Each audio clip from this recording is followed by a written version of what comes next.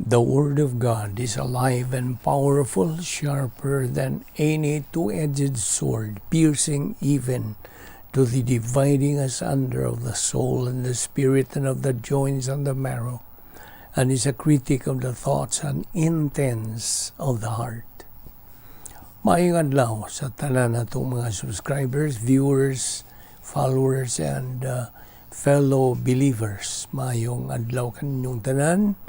Atong ipanginaot nga namo sa kapiskay sa panglawas o aniya na sa kita ni atong adlaw-adlaw nga tuon sa balaang pulong sa Dios pinagi sa YouTube sa Balbido Evangelistic Ministry o niya pa kita magdupot sa atong pagtuon ni ining pagtulunan nga giuluhan o God's 10 problem solving devices. O itong ipanginaot nga ikaw magtutuo nakaandam na sa mong kaugalingon pinagis pagsugid sa tanan ni mga sala ngadto sa tuwangan sa Dios gamahan. Rebound technique ang imong gamiton kung gikinahanglan man nimo. Apanalang kanimo dili magtutuo, it is faith alone in Christ alone. Acts 16:31 na kanayon, tumuo ka kang Ginoong Hesus o ikaw maluwas. Okay. Now, kagahapon, mibiya kita sa ikatulo nga God's problem-solving device o ato man itong maayog yung hisgot katong nagkalaing mga punto ba hiniining ikatulo nga problem-solving device, faith rest drill. Okay? Now, karon mo adto kita sa ikaupat nga God's problem-solving device. Kini anang ka mga magtutuo, ha? O atong gipanginaot nga nagasubay yung kagmayo niini. Niyan na ta si kaupat. Okay. Pagsugod niini, ang atong pag-orient sa atong kaugalingon ngadto sa grasya sa Dios. Ingnon ta pagpahiluna sa atong kaugalingon ngadto sa grasya sa Dios. Maingon nato nga mo kani tukma nga pagpangandam sa atong paggamit na unya nining faith rest drill. Ato ikatulo nga problem solving device. Na kay kini magasulbad sa suliran bahig legalismo o ang paningkamot sa tao sa to appease God pinagi sa iyang tawhanon nga paningkamot rather than sa imong pagsalig solely on God and His grace provisions. Now, sayod na ta nga ang grasya mao kini ang policy sa Dios, mo'y pulisa niya ang grasya. Okay? Kaya ang iyang satanas dautan man evil. Now, kay sa ato nang nasayran nga ang grasya mao ang tanan nga ang Dios may kagawasan to do for all of us kanatong tanan nga way pagkompromiso sa iyang kinaiya. Ang grasya is neither earned nor deserved. Dili. Okay? Ang grasya nga grace orientation, ang ibo bang pagpahiluna na sa grasya, critical kayo nga perspective kini nga atong gikinahanglan ingon nga mga Kristohanon. It is learned attribute as we come to understand sa Diyos nga atong nasayran. Kinahanglan nga mo reflect kita sa grasya sa Diyos pinagi sa atong pangunahuna, pinagi sa atong mga motibo, o pinagi sa atong mga binuhatan. Ang grasya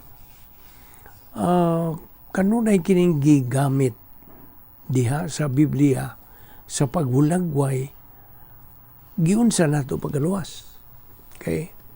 Ang kaluwasan, grasya man ni sa Dios. Grasya nga gasa anang kanatong tanan. Ug way bisag kinsa, walay bisag usa ka tawo ang maluwas pinagi sa iyang pagbuhat ng mga mayong binuhatan or tingali by giving up bad habits. No. Now, that would be working for salvation. Si Ginoong Jesucristo, mao ang nakaluwas ka nato. Dili kita makaluwas tong kaugalingon. Wala kita mahimo sa tong kaugalingon. Kaya ang Diyos mao ay nagabuhat sa tanan nga buhat sa kaluwasan, binasihan sa who and what He is. You see? So ako malikon nga ang kaluwasan, gasa kini nga grasya sa Dios alang sa tanan. Ang balang kasulatan na kanayon, nga kita nangaluwas pinagi sa grasya. Diha si Piso 4:7, to each one of us, grace is given according to the measure of Christ's gift. O diha si Piso 2:8-9, popular nga bersikulo, for by grace you have been saved through faith, and that not of yourselves. It is the gift of God, not as a result of works, so that no one may boast. Now, ang Diyos naghatag nato sa grasya, gives us grace so wa pa kita maluwas. He doesn't desire for anyone nga moadto sa kanang eternidad sa linaw sa kalayo. Dili siya buot nga naay moadto didto. Mao'y hinungdan nga iya tanggi sangkapan sa iyang gospel, maayong balita sa kaluwasan, nga madungog sa tanan. You see? Now this is referred to, nga tawag kini og common grace. Yes, mao kini ang ngalan ni common grace. Kini Diyos nun kining tawag sa tanan nga mga katawhan nga motuo unta sila kang Ginoong Jesucristo ingon nga manluluwas. Now, ang grasya nga kaluwasan, saving grace,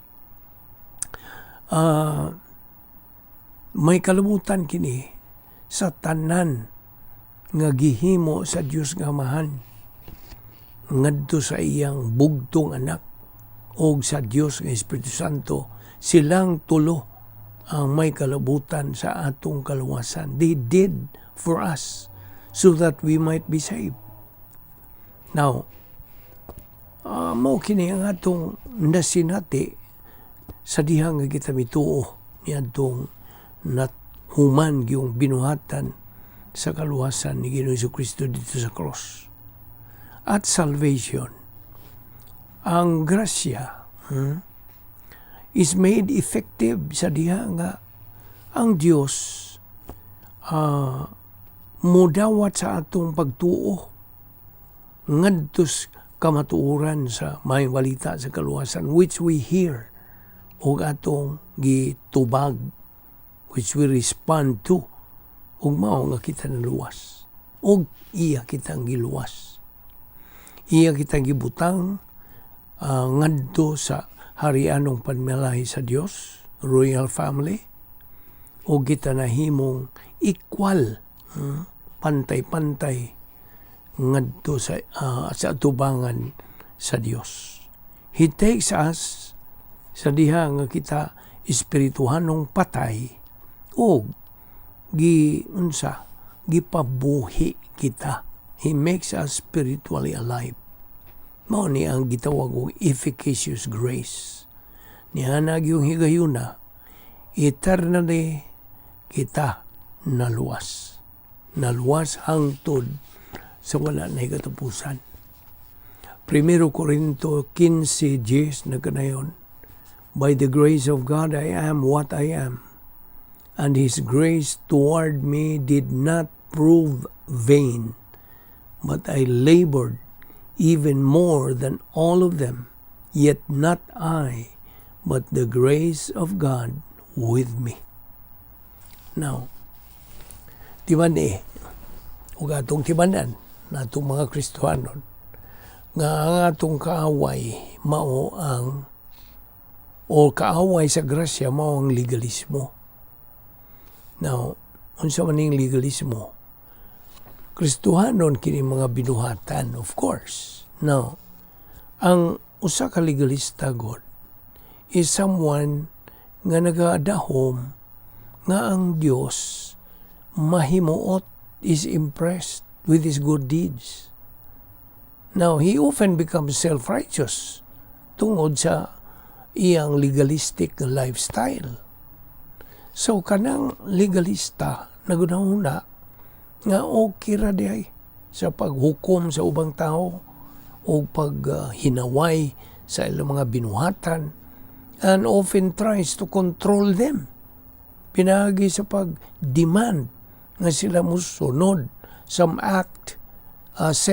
set of traditions or rules to acquire sa pag-uyon sa Dios. Apan, in contrast, ang oriented na sa grasyang Kristohanon, grace-oriented Christian, dili siya makahukom nor paghinaway sa uban, dili. Kaya ang iyang kung pangunahuna, ang iyang he just minds his own spiritual life.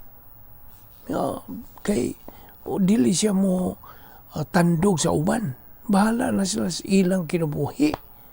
But ang oriented nga Kristohanon sa grasya, he minds his own spiritual life. O he keeps his nose out. Dili gyud siya manghilabot sa mga kinabuhi sa ubang tao. Diha si Hebreano 12:15 nagkadayon kini sa English, see to it that no one comes short of the grace of God, that no root of bitterness springing up causes trouble, and by it may be defiled. Now, sa diha nga ikaw naluwas, tabunan ka na, you're covered sa living grace sa Dios. Okay? Mao kini ang sangkap sa Dios kanimo sa imong adlaw-adlaw nga panginahanglan. Now, kini gitawag sa kadaghanan nga logistical grace, after a military term, logistics. Diya man lakwa nga hisgot kini to everything ang usa ka sundalo, military unit needs to function. Kaya di man makafunction ang military unit kung wa kini mga logistics. Okay? Mao kini ang punto nga ang Dios nagasangkap for all your logistics, tanan imong panginahanglan. Why Kristohanon can live apart from God's promise and provision of living grace. Unsa may gisulti sa Filipos 4:19, may God will supply all your needs according to His riches in glory in Christ Jesus. So, naatay mando, ito na po ning sublion. Inumdum ka, balik-balikon na ito nga, antod masilsil yun sa imo. Kalag, nga kita, gimanduan sa Dios, pinagi siyang pulong, nga patubuon kita sa grasya o kay balog ang Ginoong Jesucristo. Segundo Pedro 3:18. Balik-balikon gini na to. Mao ni nga itong gibuhat na daw pagtuon sa pulong sa Diyos, kaya kini mo ang proseso. Mo kini ang paagi nga kita makatubo ang atong kalag. Ngadto sa atong tumong nga maong espirituhan ng paghantong. Sayon ka na, dunay tulo ka. Ang espirituhan ng pagtubo. Una, ang imong pagkabata, batang masuso. Unya sa imong pagsigis pagtuon sa Diyos mo, kabuot ka na sa imong pagkahingkod. Hingkod ba ang binisaya sa adolescence? Okay. Unya, sige pa dayon, doon daw gihapon pagtuon sa pulong sa Diyos hangtod. Maabot na gyud nimo ang kinatumian. Ikatulong ang sa imong espirituanong pagtubo nga mong spiritual maturity. Okay? So mao nang patubuon ta mando kini sa Dios to grow in grace. To grow in grace and knowledge. Unsa may imong buhaton? You need to use the supernatural resources nga gisangkap sa Dios kanimo. Ang pagpuno kanimo sa Espiritu Santo and the dynamics sa pulong sa Dios nga naa na diha na pundo diha sa imong kalag. Specifically, stay filled with the Holy Spirit. Pagpabilin gyud kanunay nga ikaw napunan sa Espiritu Santo. Kay mao kana ang problem-solving device number 2, di ba? Pinagi sa imong paggamit sa rebound device number 1. And then, katuni ang pulong sa Diyos on a consistent, persistent, daily basis. Now, this Jeremias 29:13, popular usab kini nga bersikulo, and you shall seek me and find me when you search for me with all your heart. Diha sa Salmo 119, bersikulo 105, usaw-usab kini sa akong paborito nga bersikulo.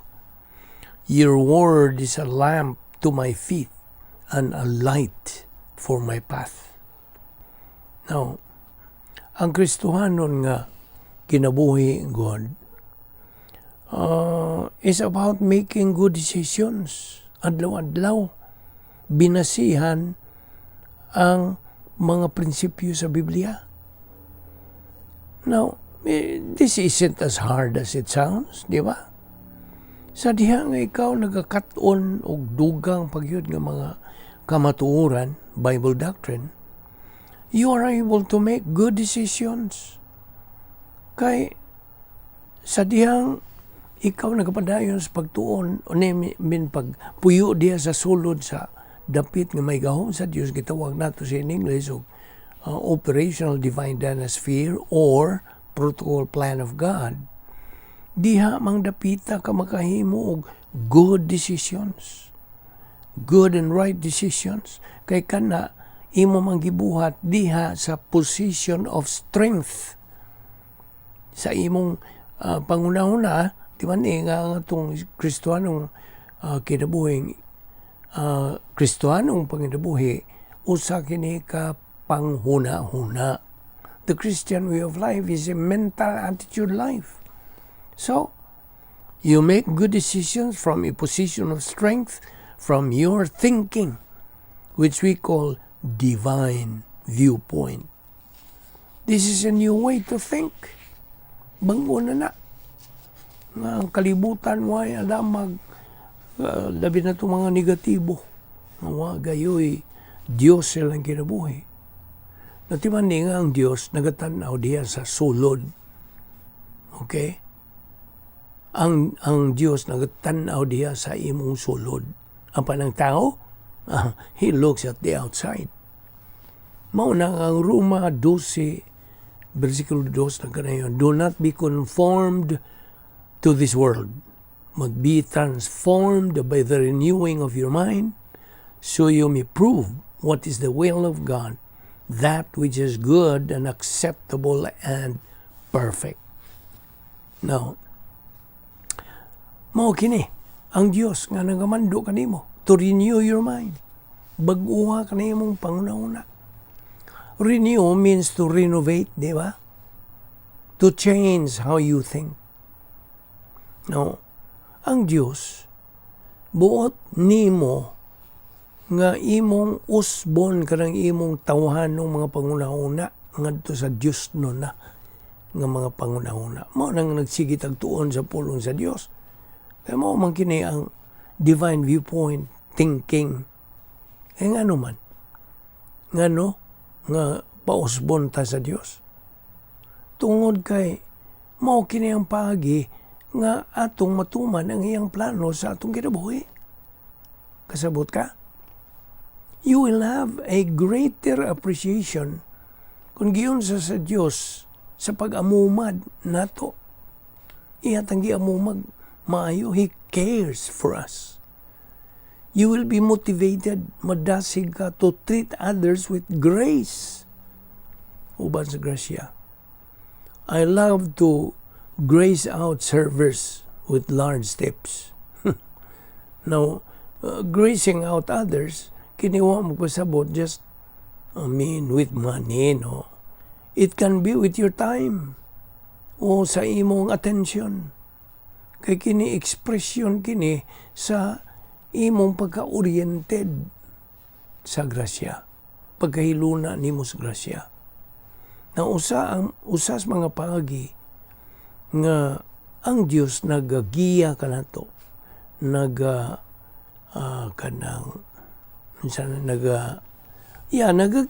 guides us, leads us, okay, teaches us, pinagi sa mga, doon ay mga pag-antos tingali nga dili taangayan undeserved suffering. Often kinigong Christian suffering, no? Gidisenyo kini aron kita ma-oriented ngadto sa grasya. Now, ang Dios nagasangkap kanato sa tanan nga atong gikinahanglan to traverse times of testing. Kaya ang testing God is a means to an end. Sabtag yun na. It gets us where we need to go when we orient to God's enabling grace. Nabita sa 2 Corinto 12:9, my grace is sufficient for you, for power is perfected in weakness. Now, gunya, dito tumoy na sa atong mission, God even guides us dying grace. Ayaw nagalimti. Kinigi kanang saad ngadto sa tanan nga sibog sunan or advancing diha sa plano sa Dios. This is a time of maximum blessings gikan sa Dios o mga oportunidad sa paghimaya kaniya. Revelation 14:13, blessed are those who die in the Lord. Now, so, gimanduan tas pulong sa Dios. Kat uni ang imong pagkadasig to appreciate sa grasya sa Dios. Acts 20:24. Nor do I consider my life dear to myself, so that I may finish my race with joy and the ministry which I received from the Lord Jesus, to testify to the gospel of the grace of God. Now, sa imong pag-abante, pagsibog sa unahan, ngadto sa espirituhanon nga paghamtong, God will grace out with blessings in time nga mao'y kanang tuod kanimo o makasangpot nimo sa pagdawat og mga panalangin og mga ganti nga imo nang masinati madawat didto sa langit. Mao ni gitawag og surpassing grace. Now, so ako ning gitawag nga retirement plan nimo ingon nga magtotoo. So you have an amazing retirement plan. Nagsabot ka. Ang imong binuhatan sa mga Diyos nun nga mga mayong buhat, divine good, dinhi sa panahon. Kini will be multiplied ingon nga mga ganti dito sa eternidad. Ang pagkamatinumanon nimo nga to sa Dios o ang imong pagtuon, pagtuog, paggamit sa pulong sa Dios. Kini is biblical wisdom, rewardable ka na. Imong gibuhat nga, binuhatan nga, maayo, nga Diyos nun. You see? Now, atong isgutan, ugma, which is part of our study of kanang problem-solving device number 4, atong isgutan ng bahin o pag-ampo. Okay? So, di nilang muna kita hunong karong adlaw o magapadayon kita sa pagtuon ni ini ugma. Ayog sipyat sa pagsunod ka nato ni nga itong Bible study pinagi sa YouTube. Amahan na mga Diyos, salamat nining grasya nga among gipahimuslan. Matamis nga higayon uban kanimo sa imong mga pulong. Hinaot nga kini pinagi sa paggahom o pagtudlo ka na mas balang Espiritu Santo, mahimong tinuod, lataw sa among kinabuhi kung among magamit sa among adlaw-adlaw nga espirituhan ng pagkinabuhi. Dada kami pagbalik ugma dinhi kinintanan among ipasalamatan sa ngalan ni Ginoong Hesukristo. Amen.